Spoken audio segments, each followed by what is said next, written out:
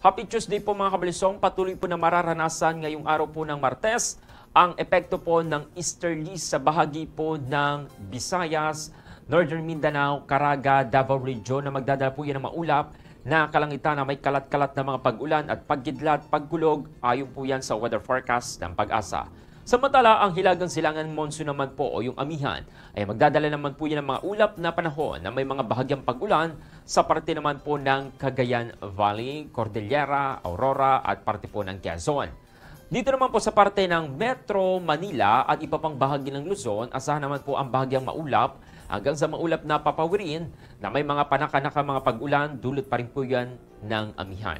Sa nalalabing bahagi naman po ng Mindanao, mararanasan pa rin po ang bahagyang maulap hanggang sa maulap na kalangitan na may mga pulo-pulo mga pag-ulan o pagkidlat pagkulog, bunsod pa rin po yan ng easterlies. Ayon naman po sa Pag-asa, wala pong namamataang low pressure area o LPA na maaaring maging bagyo sa ngayon. Pinapayuhan rin po ang publiko na magdala ng payong at mag-ingat sa posibleng pagbaha o biglaang buhos ng ulan.